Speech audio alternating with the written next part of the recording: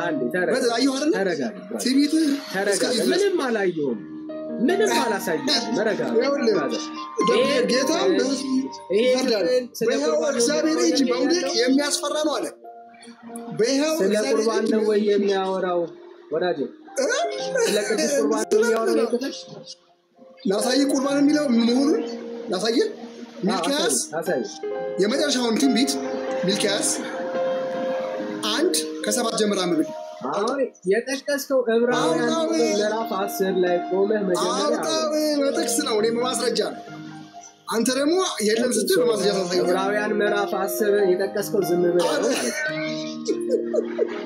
አረ አውጣልኝ ቁርባን መባሉን ላሳይ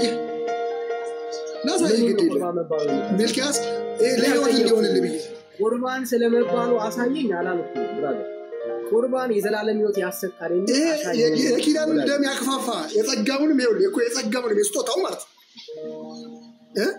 ሀዳ ሰርተ ደም የግድ የክርስቶስ ደም ያስፈልጋል ያንን ያክፋፋ የሚጠብቀዋል በያው እግዚአብሔር ልጅ መውደቅ ያስፈራዋል ስለየትኛው ነው የሚያወራው ታውቃለህ ይሄን ስለየትኛው ነው የሚያወራው ሲጀመር እስከ 31 አላነበብከው ሲጀመር ስለየትኛው ነው የሚያወራው ምን አስፈራ እስከ 31 አብረው ምን ያስፈራው ከ26 ጀምሮ በቃ ስትደግም ይሄው ደግማም በደም ላምብ ምን ደግማም የአምላኬ ቃል አይደለም እንግዲህ ወንድሞች ሆይ በመረቀልን በአዲስና በሕያው መንገድ ወደ ቅድስት በኢየሱስ ደም አይደለም ኢየሱስ ጀምራን የእውነትን ዕውቀት ከተቀበልን በኋላ ወደን ኃጢአት ምናደርግ ከእንግዲህ ወዲህ ስለ ኃጢአት ያነበው የእግዚአብሔር ቃል ነው ተረጋጋ ከ20 ጀምሬ ነው ያነበብኩት እንግዲህ ወንድሞች ሆይ በመረቀልን በአዲስና በሕያው መንገድ ወደ ቅድስት ማለት በኢየሱስ ደም በመጋረጃው ማለት በስጋው በኩል እንድንገባ ድፍረት ስላለን እንድታነባው ነው የሚፈልጉት 26 ጀምር አንብበው ደግመህ አንብበው ብራዘር አትጩ የእግዚአብሔር ቃል እየተነበበ በእግዚአብሔር ቤት ላይ ሆነ ለምን ታረጋኛለህ በትትና መስማት ስላለበት 26 ጀምር አንብብልኝ እስከዛ አሁን እስከምትለው ድረስ 26 ጀምር አንብበው እንዲገባኝ ከስሜት ስትወጣ ወተት ታወራለህ በእግዚአብሔር ቤት ላይ የሆነ ታላቅ ካህን ስላለን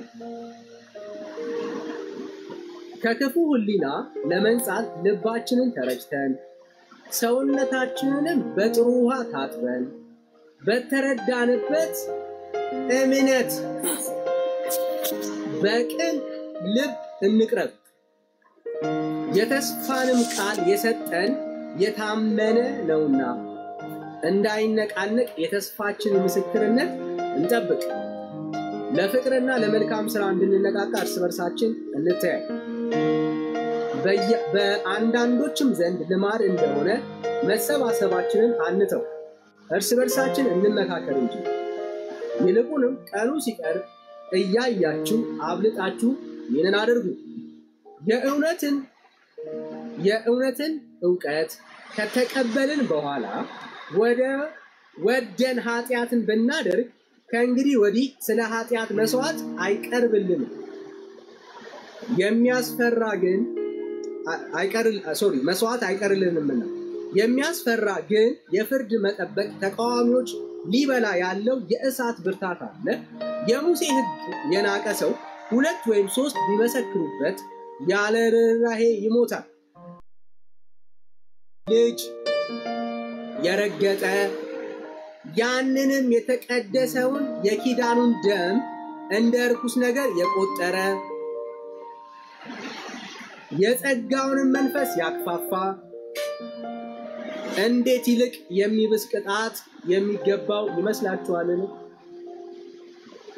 በቀል የኔ ነው እኔም ብድራትን እመልሳለሁ ያለው እናውቃለንና ደግሞም ጌታ በሕዝቡ ይፈርዳል በሕያው በእግዚአብሔር እጅ መውደቅ የሚያስፈራ ነው። ይኸው አሜን ነው የምንለው ለዚህ ቃል ምንም ጥያቄ የለም።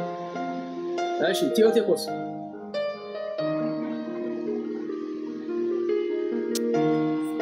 አቤት። እሺ ሰላም ነው? እግዚአብሔር ይመስገን። እሺ ከየት ቤተ እምነት? ኦርቶዶክስ። እሺ ቁርባን ያድናል? እሺ በመጀመሪያ ቁርባን የጌታ ስጋና ደም መሆኑን ታምናለህ? ቁርባን ያድናል ወይ? አንተ ነው የጠየቀው። ስለኔ አይደለም።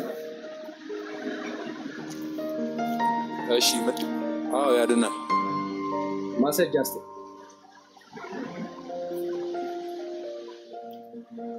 ዮሐንስ ወንጌል ምዕራፍ 6 ከቁጥር 56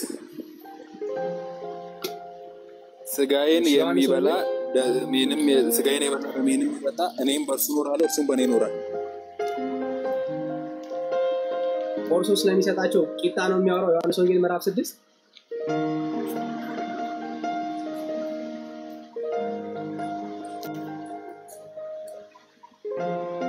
ወዳጅ ቆርሶ ስለሚሰጣቸው ነው ወይ የሚያወራው? ቆርሶ ስለሚሰጣቸው ቂጣ ነው ወይ የሚያወራው ዮሐንስ ወንጌል ምዕራፍ 6?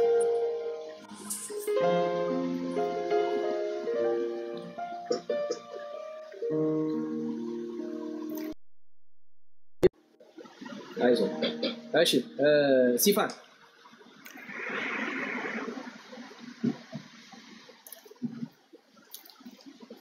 ወይ ዛኔ እሺ በጌታ ነሽ? እሺ አዎ እሺ ዳዊት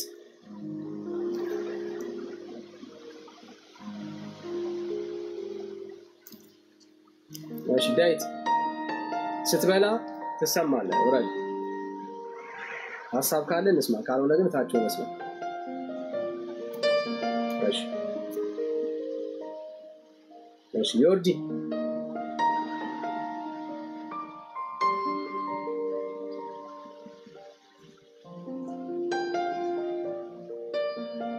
እሺ ተማሪ ሰላም ነው? እግዚአብሔር ይመስገን ሁሉ ሰላም። እንዴት ነህ አንተ? እግዚአብሔር ይመስገን ሰላም ነው። አለን። ከየት ቤተ እምነት? ኦርቶዶክሳዊ ክርስቲያን። እሺ በጣም ጥሩ። ቁርባን ያለናል? በሚገባ። እሺ ቁርባን ያለናል የሚል የመጽሐፍ ቅዱስ ማስረጃ አለ። አሁን ያነበበል ስጋዬን የበላ ደሜን የጠጣ እኔ በእሱ ራሱ በእኔ ይኖራል የሚለው ዮሐንስ 6 ላይ ያለውን አሁን ልጁ የጠቀሰልን አብራራልህ ከፈለክ። እሺ ዮሐንስ ወንጌል ምዕራፍ 6 ዕለተ ሐሙስ ነው የተሰጠው። ስለ ዕለተ ሐሙስ ላይ ያወራው ነው ጌታ። አይወልህ አሁን ምን መሰለ መጽሐፍ ቅዱስ ለምን ተጻፈ? ሰማል ድምጼ?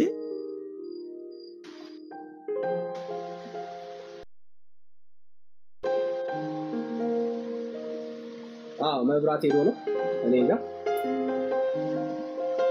እሺ ሰማለሁ። አንተም ሰማለህ። እሺ ጥሩ። ዕለተ ሐሙስ ላይ ስለ ቁርባን የሚያወራለት ስለ ጌታ ስጋና ደም ቆርሶ ስለሰጣቸው የሚያወራ ጥቅስ ነው ዮሐንስ ወንጌል ምዕራፍ 6። ቆይ ምን መሰለ ጌታችን ኢየሱስ ክርስቶስ መጀመሪያ በዘመነ ሥጋው ያስተማረው ቆይ አንዴ ነው ወይ ማለት መጀመሪያ የምገልጽበት መንገድ እንትን ማለት ቸካ አድርገኝ አይደል ማለት አሁን ነው ወይ ወዳጄ ቁርጥ አድርገህ ሐሳቤን ብቻ ቅንጭል አታርግብኝ ነው ወይ ወዳጄ ቆርሶ ስለሚሰጣቸው ነው እያወራ ያለው። አዎ ዮሐንስ ወንጌል ምዕራፍ 6 እሺ አሳይ ምኑ ጋር ነው እንደዛ ነው? ስጋዬን የበላ ደሜን የጠጣ አለ። ከዚህ ውጭ ምን እናምጣ? አሳየኝ ብራዘር አሳየኝ። ዮሐንስ 56 ላይ ያለልኝ አንብበው። እሺ 56 ስጋዬን የሚበላ ደሜንም የሚጠጣ የዘላለም ሕይወት አለው እኔም በመጨረሻ ቀን አስነሳዋለሁ ይላል። በቃ ስለዚህ ምን ማለት ነው? ቁርባን አያድንም። ይሄ ስጋና ደም ይሄ ስጋና ደም እንዴት ነው የሚበላው? እንዴት ነው የሚበላው? በአፍ በልተው ነው የምትድነው? በሚገባ በአፌ ነው። እንግዲህ በምን ያዳምጠዋል? እሺ አሳየኝ እንዴት እንደምታላምጠው ዮሐንስ ወንጌል ምዕራፍ 6 ላይ እስቲ አሳየኝ። እንዴት እስኪያሳየኝ ማለት ተናገረ እንደሚላመጥ በአፍ እንደሚላመጥ አሳየኝ ወዳጅ። ቆይ አንተ ይሄ ስጋዬ ነው ይሄ ደሜ ነው ያለበት አሳየኝ ወዳጅ። በአፍ እንደሚላመጥ አሳየኝ። እኔ መጨረሻ ላይ ጠይቀኛል እኔ አስተምራለሁ ችግር የለም። እንዴት እንደሚላመጥ አሳየኝ። እንዴት እንደሚላመጥ ማለት አሳየኝ። እንዴት ልበል? መብላት አታውቅም? ይሄው በአፍ እንደሚላመጥ አሳየኝ። ቆይ መብላት አታውቅም ወይ ነው ማለት? ዮሐንስ ወንጌል ምዕራፍ 6 ላይ ያለው የህይወት እንጀራ ነው የሚሰጠው ይሄ መብል እንዴት እንደሚበላ በአፍ ተበልቶ የዘላለም ሕይወት እንደሚያስገኝ አሳየኝ ከክፍሉ ላይ። ከሌለ የለም ማለት እሱ እኮ ለስጋዬን የበላ ደሜን የጠጣ አለ እኔ በመጨረሻው ጊዜ አስነሳዋለሁ አለ። ምን ይሁን እንዴት እንደሚበላ ግን እዚህ ክፍል ላይ ተናግሯል። አሳየን እንዴት እንደሚበላ ማለት እድል እንዴት እንደምትበላው አሳይተዋል ወዳጅ። የምሴት ሐሙስ እንዴት ነበር?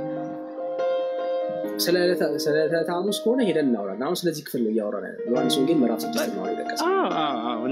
እንደዛ ነው። ዮሐንስ ወንጌል ምዕራፍ 6 እንዴት እንደሚበላ ጌታችን ኢየሱስ ክርስቶስ ተናግሯል። እንዴት ነው የሚበላው እየጠየቅኩ ነው ያለሁት።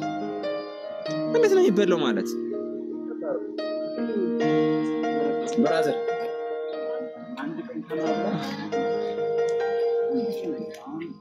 ጥያቄ ነው የምትጠይቅ ወይስ ቀልድ ነው ይዘሃል?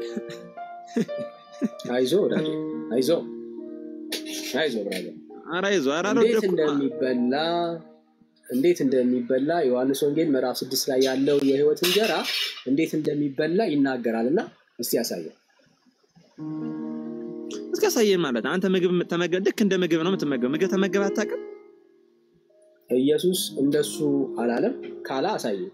ልክ እንደ ምግብ እንደምትበላው ከሆነ መብሉ አሳየን። እንደዛ የሚል ክፍል አሳየን። እንዴት አሳየኝ ማለት? ለምሳሌ አልኩ አሳየኛ ብራዘር። አሁን ልክ እንደ ምግብ ነው የምበላው እያልከኝ አይደል? እንደ ምግብ እንደምትበላው ኢየሱስን አሳየኝ እዚህ ክፍል። በሚገባ በሚገባ ቁጥር ስንት ላይ እንደ ምግብ ነው የሚበላው? አነበብከው እኮ እሱ ላይ እኮ አነበብከው። ቁጥር ስንት ነው አነበብከው? ብሉኝ ነው ያለው። ግን ይሄ መብል የሚበላው አንተ እንደምትለው የስጋ በአፍ ውስጥ አስገብተ እንደምታኝከው ቂጣ አይደለም። ይሄም የህይወት እንጀራ የሚበላው የህይወት እንጀራ የሆነው ራሱ ኢየሱስ ክርስቶስ ነው። ኢየሱስ ክርስቶስን በአፍ ውስጥ አስገብተ አትበላው። መጽሐፉ ምን እንደሚናገር ላሳይ። የጠቀስከውን ጥቅስ ከፍ ብለህ እንኳን ስለማታነቡት ነው ችግራችሁ። የህይወት እንጀራ ነኝ ያለው ማን? ጌታችን ኢየሱስ ክርስቶስ። አንድ ያን ምን ማለት ከሌለ እኔ ላሳይ። ቆይ የህይወት ልጠይቅህ ስለዚህ ከሌለ መጀመሪያ ለጠየቁ ጥያቄ መልስ ለሌለ ጥያቄ መጀመሪያ ከዛ በኋላ አይደለም። እሺ እንግዲያውስ መልስ አለህ ማለት ነው። ይሄው እድል ሰጠው። በአፍ ውስጥ አስገብተህ ስለምታላምጠው እኔ ልጠይቅ ስመኝ አትጠይቀኝም። መጀመሪያ ተጠይቀሃል ብራዘር። መልስ እንዳለው ሰው አክት አታርግ ብራዘር። ይሄው እድል ልስጥህ። እንግዲያውስ ጠይቄያለሁ። ይሄ የህይወት እንጀራ የሚበላው እንዴት ነው? ይሄው እድል ሰጠው። ስማኝማ ለምሳሌ ከፍ ብለህ ስለማታነበው ነው እንጂ የህይወት መንገድ ወይም ደግሞ የህይወት እንጀራ እኔ ነኝ ብለዋል አለ። እንጀራ እንዴት ነው ማለት ነው? የህይወት እንጀራ እንዴት ነው የሚበላው? አስረዳኝ አልኩ። የህይወት እንጀራ ነኝ የሚለውን አስረዳኝ። ምን ማለት ነው እሱ ማለት? ይሄ የህይወት እንጀራ እንዴት እንደሚበላ ማስረጃ አለ ወይስ የለም? አስረዳኝ። እንዴት ነው አንተ ማለት አንተ ስላልተረዳው ነው አልከኝ። ቅድም ለተጠየቀው ጥያቄ ማስረጃ አለ ወይስ የለም? የመጨረሻ አይደል ነው ወይኔ ጉዴ ለተጠየቀው ጥያቄ አብግን ነገር አለ ወይስ የለም አንጂ ጌታችን ኢየሱስ ክርስቶስ ጸሎት ይህ ነገር ስለሚፈሰው ደም አይዞ ግድ የለም ለሱ ስጠው ካንተ ይልቀሱ ይሻላል አሁን የሚያወራው ደና ደርማኛዬ ዝም ብለህ መስ የለም ለመስጠት በራሱ ሎጂካል ብቻ ለሱ ስጠው ብራዘር አንዴ ስጠው ለሱ እዚህ ጋር ላይ ዝም ብለህ ረፍት አይደል አንተ ረፍት አድርገህ አንተ ግድ የለም አንተ ያታለልክ እንደዚህ አታርግ አታጭበርብራ አሁን አንተ የመጽሐፍ ቅዱስ ለጓደኛ ስጠው ተረድቷል አውቃ አንተ አጭበርባሪ ለጓደኛ ስጠው ችግር የለም ብራዘር አይዞ አንተ ተው ለጓደኛ ስጠው ማይክሮ ስጠው አረ ብራዘር ስጠው እንጂ ወዳጅ እሺ አይዞ ወዳጅ አይዞ አየ ኢየሱስ ክርስቶስ አፍ ውስጥ በማስገባት የምትበላው የህይወት ምግብ አይደለም አሰግጬ ነው ነገር ጌታችን መድኃኒታችን ኢየሱስ ክርስቶስ የምትበላው በአፍ አይደለም ኢየሱስ ክርስቶስ የህይወት ምግብ ነው አዎ ይሄ የህይወት ምግብ ግን የሚበላው ወዳጄ እሱን በመቀበልና እሱን በማመን ነው ምግብ በአፍት አስገባዋለ ይወጣል አለቀ ከዛ ውጪ ከስጋ ጥቅም ውጪ መንፈሳዊ ነገር የሚጠቅም ነገር ምንም ነው ኢየሱስ ክርስቶስ የህይወት እንጀራ ነው ምንም ጥያቄ የለውም አማናዊ ምግብ ነው እውነተኛ የህይወት ምግብ ነው ኢየሱስ ክርስቶስ ምንም ጥያቄ የለውም ይሄ የህይወት ምግብ ግን የሚበላው እሱን በማመንና በመቀበል ነው አለቀ ከዛ ውጪ ማስረጃ ሊኖር የሚችል አንድ ጥቅስ የለም ለዛ ነው መራገም መሳደብ የጀመርከው ጸጋ ይብዛል ወዳጄ ዳግም እንዴት ነህ ይሰማል ተሰማል እንዴት ዳንያችን እንደና ነኝ እግዚአብሔር ይመስገን ከየት ቤተ እምነት ብራዘር ኦርቶዶክስ ነኝ እኔ እና ብዙ ጊዜ ፕሮግራማችሁን እሰማለሁ የናንተን ያንተንም እና ብዙ ተመሪያለሁ እውነት ለመናገር መጽሐፍ ቅዱሳዊ በሆነው ጉዳይ ማለት ነው እና የኔም ጥያቄ ስለሆነ ነበር ይሄ ቁርባን ስጋዬን ያልበላ ደሜን ያልጠጣ መንግስተ ሰማያት አይገባም የሚለው እኔም ግራ የሚያጋባኝ የነበረ ነገር ነውና እንደው በዛው እንትን እንድትልልኝ ነበረ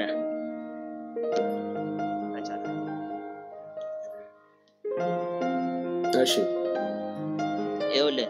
ዮሐንስ ወንጌል ምዕራፍ 6 ቁጥር 54 አይደለ ስጋዬን የሚበላ ደሜን የሚጠጣ የዘላለም ሕይወት አለው እኔም በመጨረሻው ቀን አስነሳዋለሁ ይላል ለምሳሌ እና እንዴት ነው አሁን መንፈሳዊ ነው ይባላል ትምርቱ አይደለ ያው ስለ ቀጥተኛ ስጋና ደም መብላት አይደለም የሚያወራውና ምን አይነት ነው ይሄ ስፒሪቹዋል የሆነው ስጋና ደም እንዴት ነው የምንበላው የሚለው ለኔም ትንሽ ግር ስላለኝ ነውና እንዴት ነው እስቲ አንተንም ልጠይቀ ነበር ቴንክ ዩ እሺ ዮሐንስ ወንጌል ምዕራፍ 6ን ጠቅሶ ስለሚበላና ስለሚጠጣ ነገር የሚያወራ ሰው ኦኬ መጽሐፍ ቅዱስ እንዴት እንደሚፈታ ኮንቴክስት የሚባል ነገር እንዳለ የማያውቅ ሰው ባይዘው ዮሐንስ ወንጌል ምዕራፍ 6 የሚጀምረው ይሄ ሐሳብ የሚጀምረው ቁጥር 22 ላይ ነው እንደዚህ ይላል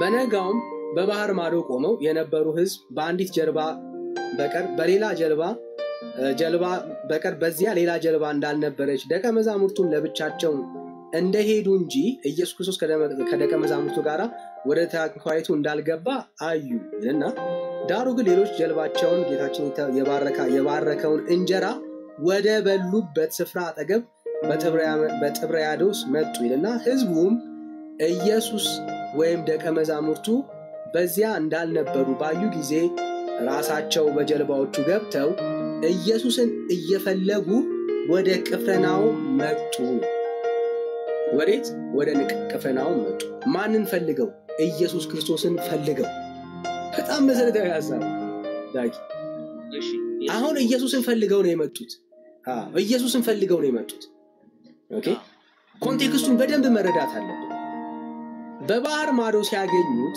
መምህር ሆይ ወደዚህ መቼ መጣ አሉት ኦኬ አሁን ወደዚህ መቼ መጣ ያሉት ምን ማለት ነው? ፈልገን አጣን። መቼ ነው ደግሞ እዚህ ጋር የተከሰተው ነው አርጊውመንቱ እሱ። መቼ ነው ኢየሱስ እዚህ ጋር የመጣው? ፈልገን አጥተናል። መቼ ነው የመጣው እዚህ ነው እያሉት ያሉት። ከዛስ የኢየሱስ መልስ በደንብ ሰማ።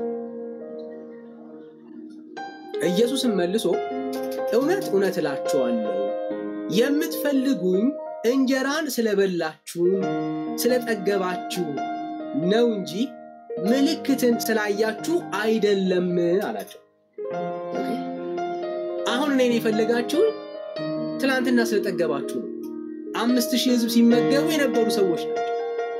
እነዚህ ሰዎች ይሄንን ህዝቡን ነው እያላችሁ ያለው። የፈለጋችሁኝ እንጀራ ስለበላችሁ ነው። ሊትራሊ በሆድ በአፍ ስለሚገባው እንጀራ ነው እኔን የፈለጋችሁ ነው እያላችሁ ያለው ጌታ። ኦኬ በአፍ የሚገባን እንጀራ ስለበላችሁ ነው እኔን የፈለጋችሁ እንጂ እውነት ይሄው ለሚጠፋ መብል አትስሩ አለ። ምን ማለት ነው? ትናንትና የበሉት የሚጠፋ መብል ነው ማለት ነው። ይጠፋል። ዛሬ በላው በቃ ይጠፋል ከሆድ። የተረፈ ነገር ለዘላለም ህይወት የሚሆን ነገር የለው። ነገር ግን ለዘላለም ህይወት ለሚኖር አየው ለማይጠፋ ማለት ነው። ለዘላለም ህይወት ለሚኖር መብል የሰው ልጅ ለሚሰጣችሁ ስሩ፣ እርሱንም እግዚአብሔር አብ አትሞታልና። ኦኬ ስለዚህ አሁን ትላንትና እኔን የፈለጋችሁኝ እኔን የተከተላችሁበት ምስጥሩ ምንድነው? እሱ የሚጠፋ መብል ነው። እሱ ምንድነው? እሱ በአፍ ትበለዋለህ፣ ወደ ውስጥ ይገባል፣ ያከትምለታል። በአንተ ህይወት ውስጥ የሚያመጣው ምንም ታሪክ የለም። ባርኮ ነው እኮ ኢየሱስ የሰጣቸው። አመስግኖ እኮ ነው የሰጣቸው። አዎ አመስግኖ ባርኮ ነው የሰጣቸው። እሱ መብል ግን ወደ ውስጥ ገብቶ ያከትምለታል። ምንም በአንተ ዘላለማዊ ዓላማ ውስጥ ምንም ነገር የሚያደርገው ነገር የለም። አየህ ይሄንን እንጀራ ሲሰጣቸው ባይዘወይ አዝኖላቸው ነው የሰጣቸው። ኦኬ ህዝቡ እንደተዳከመ እንደራበው አይቶ ነው ተአምርን ያደረገላቸው። የዘላለም ህይወትን ለመስጠት አይደለም ይሄንን እንጀራ የሰጣቸው። አየህ የዘላለም ህይወት እንጀራ የሚሆነው ራሱ ኢየሱስ ክርስቶስ ነው እንጂ ባርኮ ቆርሶ የሰጣቸው 5000 ህዝብ የመገበበት ያ መብል አይደለም። አሳውና እንጀራው አሳውና ዳቦ አይደለም። አየህ የዘላለም ህይወት የሚያሰጠው ራሱ ኢየሱስ ነው። ራሱ ኢየሱስ ነው። እሱ ነው የህይወት እንጀራ። ምን የሚያስገኘው? የዘላለም ህይወትን የሚያስገኘው። ይኸው ልቀጥልልህ። ከፍኑ እንደዚህ ነው የሚለው። ምን አለ? ለዛ መብል ስሩ አለ። ለየትኛው? የዘላለም ህይወት ለሚያስገኘው መብል ስሩ አለ። ልክ ነህ። እሱ የዘላለም ህይወት የሚያስገኘው መብል እንዴት ነው የሚገኘው ነው ጥያቄው አይደል? እንዴት ነው የሚገኘው? ልክ ነህ። እሺ እንዴት ነው የሚገኘው? ጠየቁት። እንደዚህ ያሉት ዳጊ በደንብ ስማ። እንግዲህ የእግዚአብሔርን ስራ እንድንሰራ ምን እናድርግ? አየህ ምን ማለት ነው? የዘላለም ህይወት የሚያስገኘውን የእግዚአብሔርን ስራ ስሩ ነው ያላቸው። ስለሱ ነው እያወራን ያለን። ቁጥር 29 ላይ ኢየሱስ እንደዚህ አላቸው። ኢየሱስ መልሶ ይህ የእግዚአብሔር ስራ እርሱ በላከው እንድታምኑ ነው አላቸው። ነገር ምን እርሱ የእግዚአብሔር ስራ ምን የሚያስገኘው? የዘላለም ህይወት የሚያስገኘው። አየህ ለነፍስ የሚሆነው እሱ የህይወት እንጀራ ራሱ ነው ማለት ነው። ኢየሱስ ማለት ነው። ምን አለ? በእኔ እመኑ በላከው እመኑ አለው። የላከው ማን ነው? የተላከው ማን ነው? ኢየሱስ። ስለዚህ የእግዚአብሔርን ስራ መስራት የሚፈልግ ሰው ካለ የዘላለም ህይወት ማግኘትን የሚፈልግ ሰው ካለ በእኔ እመኑ አለ። በቃ ይሄንን ሐሳብ ነው ከላይ ጀምሮ ከዚህ በኋላ በተለያየ ሐሳብ የሚያስረዳቸው። ይሄው ቁጥር 30 እንደዚህ ይላል። እንግዲህ እንኪያስ አይተን እንድናምን አንተ ምን ምልክት ታደርጋለህ? ምንስ ትሰራለህ? ይበሉ ዘንድ ከሰማይ እንጀራ ሰጣቸው ተብሎ እንደተጻፈው አባቶቻችን በምድረ በዳ መናን በሉ አሉት። ምንድነው እሱ የምታሳየን ተአምር? አባቶቻችን ሙሴ ምን ሰጥቷቸዋል? ምግብ ሰጥቷቸዋል። ከሰማይ ምን አድርጎላቸዋል? መናን አውርዶላቸዋል። በአንተ እንድናምን ምንድነው የምታሳየን ተአምር? ሚራክልህ ምንድነው እያሉት ነው። ምንድነው የምታሳየን ተአምሩ? ሙሴ መናን አውርዶ መግቧቸዋል። አንተ ግን የምታሳየን ተአምር ምንድነው አሉት። ኢየሱስም እውነት እውነት እላችኋለሁ ቁጥር 31 ይበሉ ዘንድ ከሰማይ እንጀራን ሰጣቸው ተብሎ እንደተጻፈ አባቶቻችን በምድረ በዳ መላን በሉት አሉት። ኢየሱስም እውነት እውነት እላችኋለሁ እውነተኛ እንጀራ ከሰማይ የሚሰጣችሁ አባቴ ነው እንጂ ከሰማይ እንጀራን የሰጣችሁ ሙሴ አይደለም። አየህ፣ ተአምር ያደረገው ማን ነው እያላቸው ነው ያለው? እግዚአብሔር። ሙሴ አይደለም ተአምርን ያደረገው።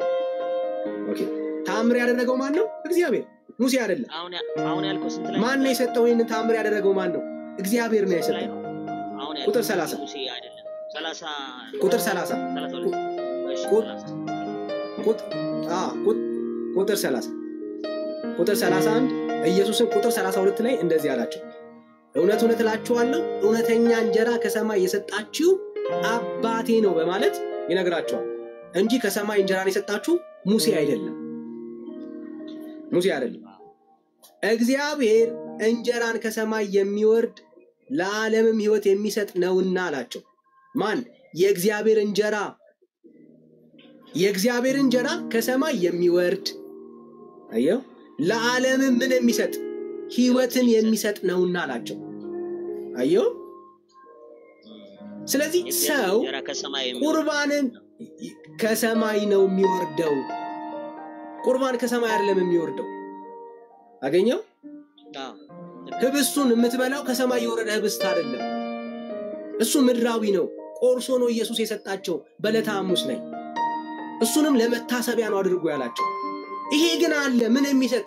ሕይወትን የሚሰጥ፣ የዘላለም ሕይወትን የሚሰጥ። የወረደው ከየት ነው? ከሰማይ።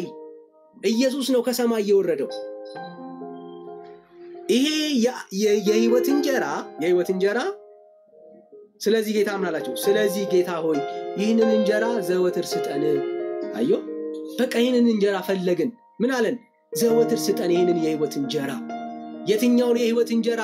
ከሰማይ የወረደውን ሕይወት የሚሰጠውን የሕይወት እንጀራ ስጠን ዘወትር አሉት። ዘወትር እንዴት እንደሚያገኙ ኢየሱስ እንዴት እንደነገራቸው ስማ። ቁጥር 35 ላይ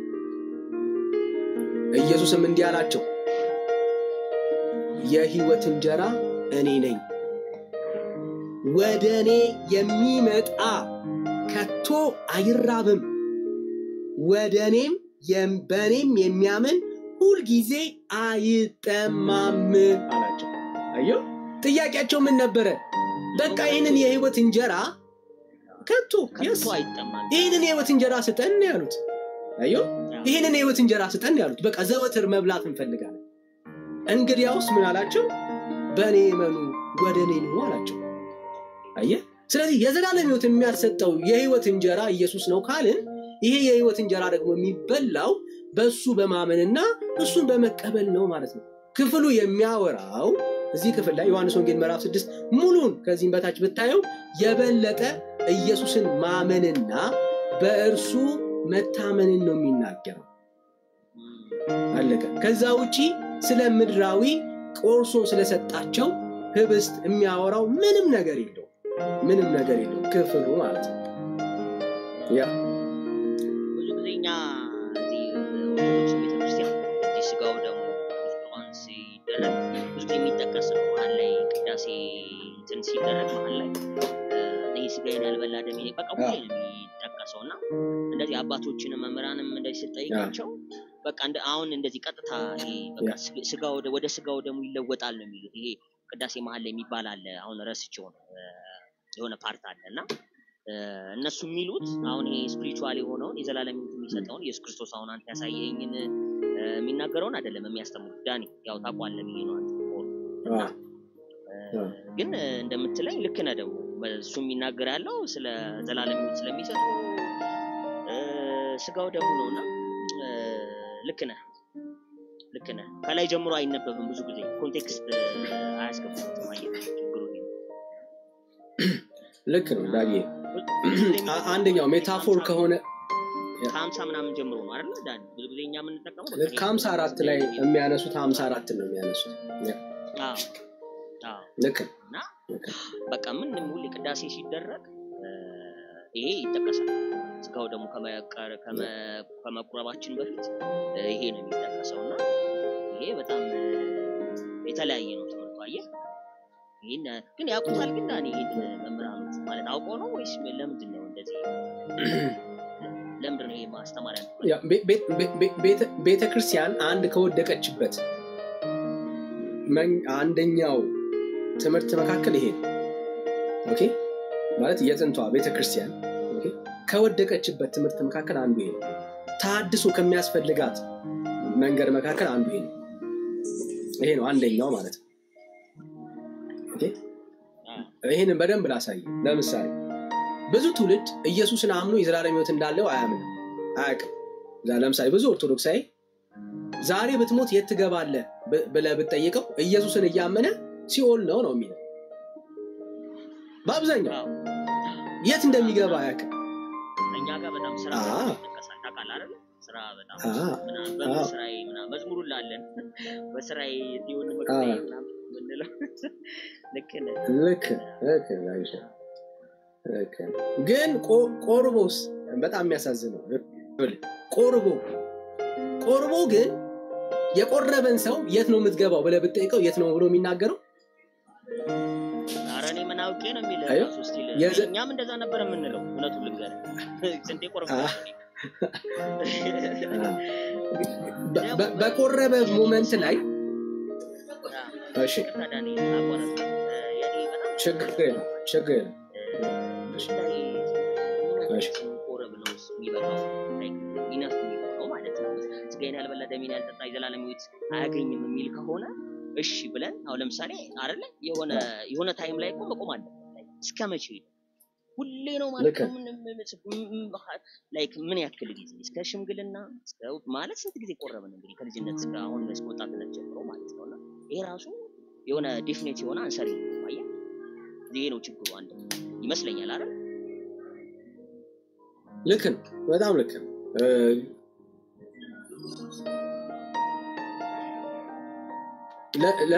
ለዚህ ነው ሰው ኢየሱስን በማመን እውነተኛው የሕይወት እንጀራ የሆነው ኢየሱስ ክርስቶስን እንዳያገኝ የሚያደርግ ከንቱ ትምህርት የሚሆነው ከዚህ አንፃር በቃ እርግጠኛ አይደለም መቼም ብትበላ እርግጠኛ አይደለም እየበላ በልጅነታቸው በልተው ዛሬ ዘላለም ሕይወት እንዳላቸው እርግጠኞች አይደለም ሰው ግን ኢየሱስን አምኖ ቢሞት እንኳን የዘላለም ሕይወት እንዳለው መጽሐፉ ይናገራል በመጨረሻ ቀን አስነሳዋለሁ ይላል በማን በእኔ የሚያምን አማኝ ሁን እንጂ ይህንን የሕይወት እንጀራ በልተ በስብሰህ አትቀርም ሞተህ አትቀርም ብራዘር ትንሣኤ የሆነው ክርስቶስ ኢየሱስ ያነሳሃል በመጨረሻ ቀን ሕይወትን ይሰጣል ወንጌል የሚናገረው ይሄንን ነው የሚያስተምረው ይሄንን አይኖቻችን ከምናረጋቸው ከምንፈጽማቸው መንፈሳዊ ነገሮቻችን ውጪ መሆን አለባቸው አይኖቻችን ሁሉ ጊዜ ኢየሱስ ላይ ነው መተከል ያለበት